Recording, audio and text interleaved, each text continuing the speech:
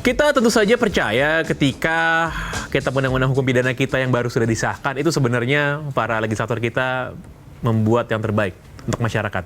Tapi satu dampak yang terjadi adalah ketika pemberitaan media massa, termasuk juga mungkin kami, dan juga media internasional, itu membuat banyak sekali distorsi informasi di mana-mana. Tiba-tiba Indonesia jadi headlines, Bapak-bapak. Ya, tiba-tiba wah, angka ada wisatawan mancanegara mau ke Bali tiba-tiba membatalkan perjalanannya, katanya, karena takut nih KUHP yang baru ini. Saya mau ke Bang Habib dulu. Bang Habib, dampak seperti ini yang terjadi, mungkin kesalahpahaman, kegagalan untuk mengerti juga mungkin. Ini apakah memang karena masyarakat tidak dan belum bisa mengerti, atau memang proses sosialisasi tadi yang mungkin tidak nyampe ke mereka, termasuk juga masyarakat internasional, Bang Habib? Ya, saya pikir kalau soal proses sosialisasi ini mungkin mencatat rekor dunia, ya, kalau masih ada Guinness Book of Record, ya, lamanya dan banyaknya agenda sosialisasi undang-undang ini paling banyak, ya. Nggak usah dihitung yang dari tahun 63 deh, sejak tahun 2015 sampai saat ini, ya. Saya baca di komisi sudah begitu banyak. Lalu kenapa sampai ada distorsi? Ya, macam-macam penyebabnya, ya. Karena memang ini soal pertarungan, perdebatan yang sangat sengit antara dua kelompok yang ideologinya berbeda. Bukan hanya dua kelompok mungkin, ya, berbeda secara ekstrim. Saya kasih contoh tadi.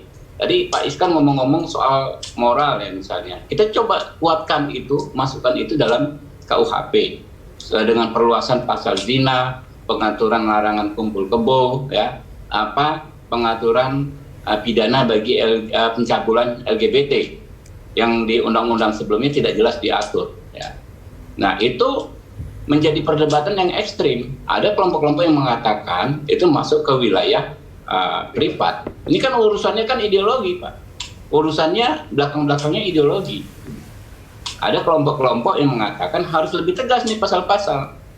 Nah, akhirnya berdasarkan pandangan yang berbasiskan ideologi masing-masing itu orang-orang menyatakan sikap, gitu kan.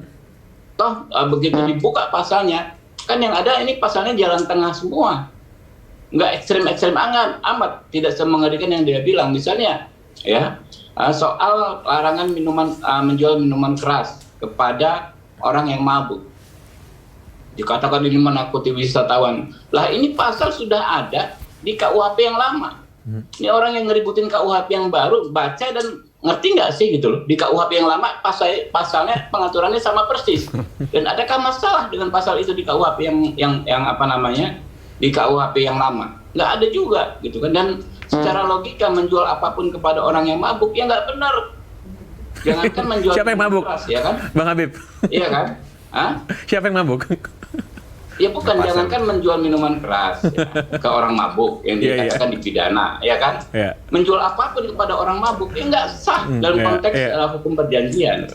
Begitu juga pasal-pasal soal zina. Zina itu ternyata yang bisa mengadukan hanya terbatas, ya. Tadinya teman-teman kelompok religius, organisasi keagamaan ingin zina ini bisa dilaporkan oleh kepala kampung, oleh RT, gitu kan? Tapi jadinya yang melaporkan suami, istri, atau orang tua. Nah, ini kelompok liberal mencaci kami. Wah, soal zina diperluas bukan dihilangkan dari KUHP. Baik. Okay. Ya kan, berarti ini mengintervensi wilayah privat. Kelompok religius juga ngomelin kami, kurang tegas.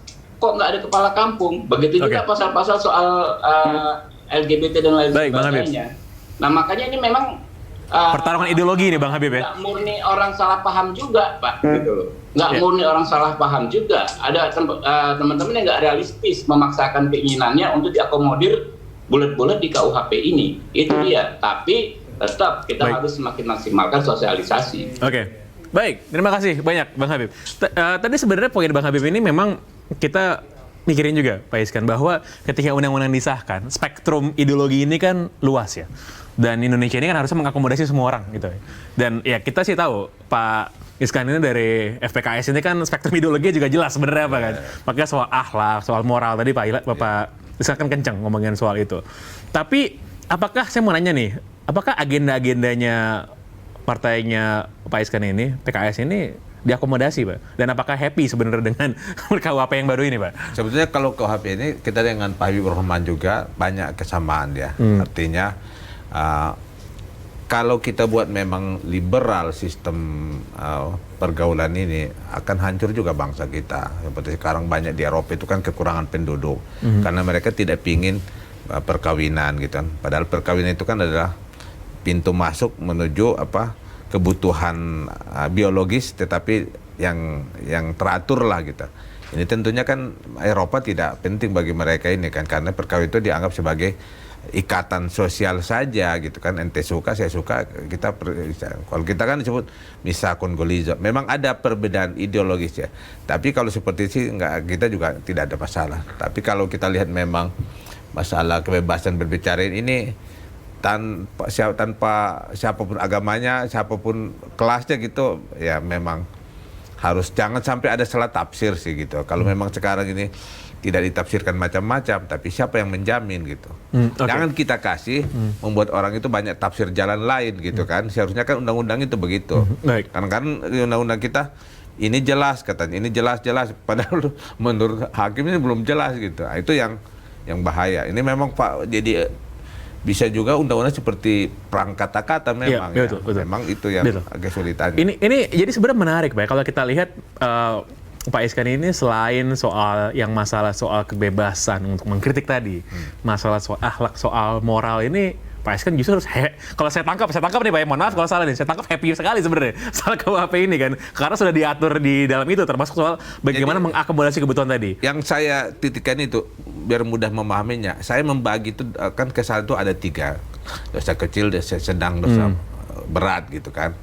Jadi yang kecil ini jangan sampai gitu. Kalau kita selesaikan secara adat aja itu maksud saya. Oke, baik. Itu banyak penghinaan. Iya. Ya itu kan, kecil menurut Bapak ya? Tidak bisa dikatakan, tapi karena susah merumuskannya menurut saya. Tapi seperti kalau ujaran kebencian, itu memang fatal dia umpamanya.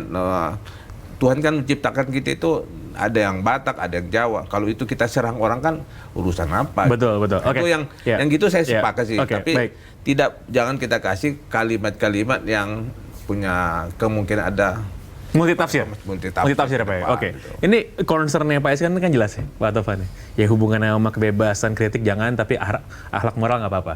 Kalau Pak Taufan ini soal human rights, ya itu yang akan kemungkinan besar bisa bermasalah. Tapi mungkin bisa dijelaskan juga Pak, tadi mungkin kita belum gali lebih dalam, apa sih yang sebenarnya bisa terjadi dari KUHP ini dari kacamata hak asasi manusia menurut Bapak secara detail?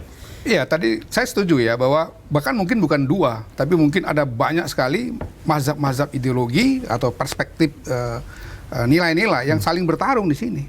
Dan ini tadi dikatakan adalah jalan tengahnya. Tapi di balik itu yang penting adalah bagaimana kita memiliki satu grand design Indonesia yang kita maui sekarang dan ke depan itu seperti apa. Kita punya prinsip-prinsip demokrasi. Tentu tadi saya katakan tidak bisa sama dengan apa yang ada di Barat. Tadi saya katakan contoh saja ya. Di Barat karena masyarakatnya sudah secara sosiologis seperti itu, ketika tokoh agama mereka misalnya dicaci maki, mereka nggak peduli, tidak akan ada kerusuhan sosial di sana. Tapi di sini jangankan nabinya atau Tuhannya, bahkan mungkin kalau tokoh agamanya saja, ketua organisasi agamanya dijelek-jelekkan depan umum, bisa timbul ke satu kerusuhan sosial. Jadi tentu beda konteks sosialnya, dan karena itu kita mau bawa kemana masyarakat kita dengan satu sistem hukum pidana yang sudah kita rumuskan ini. Tadi saya katakan karena sudah jadi fakta hukum, maka tinggal bagaimana implementasi hukumnya, di mana revolusi dari penegak hukum itu sendiri, institusi-institusi hukum itu sendiri juga penting ya, supaya mereka tetap memahami bahwa kita ini sedang menuju suatu masyarakat yang terbuka, masyarakat yang semakin demokratis. Walaupun di sisi lain ada nilai-nilai privat yang juga harus dilindungi oleh negara.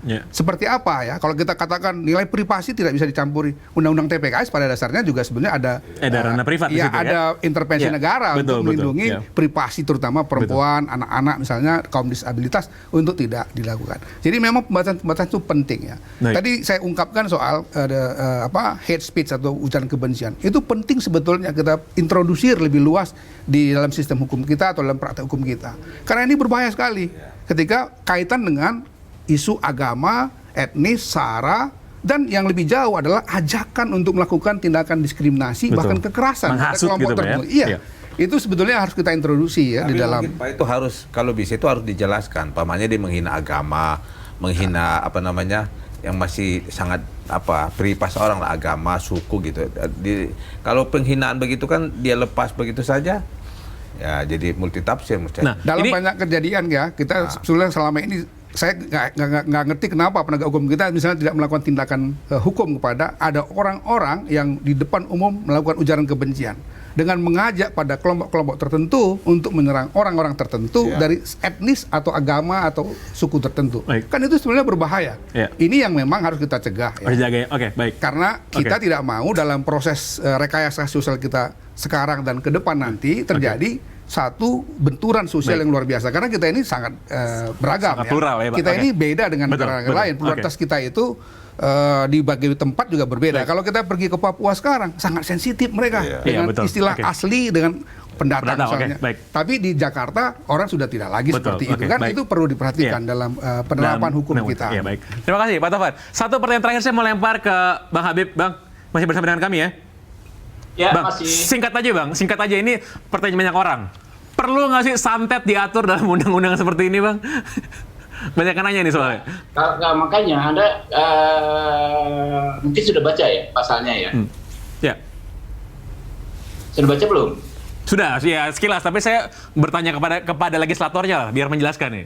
Ya bukan. Makanya itulah cerminan publik kita gitu loh. Soal yang belum dibaca, Kan belum menyatakan diri dipahami, mempunyai ya. kekuatan gaib gitu kan katanya Bang. Oh iya, Nah, ini kan menyatakan diri. Ah. Dia orang ngaku menyatakan diri mempunyai memiliki kekuatan gaib dan Ya. lain sebagainya. Kan itu udah jelas, gitu kan. Jadi tidak mengadili sesuatu yang tidak jelas basisnya gitu loh. Kalau perlu nggak perlu faktanya, ya. Jadi Banyak sebenarnya ini orang. bukan tindakan dalam tanda Ya, kutip nanti santet, dulu, tapi dulu. mengaku-ngakunya nih Bang ya. Faktanya, nanti dulu. Makanya Anda jangan potong-potong aja. Faktanya banyak terjadi Penipunya. kerusuhan, banyak terjadi pembunuhan gara-gara persoalan ini Ya. karena nggak diatur, gitu Ya. loh.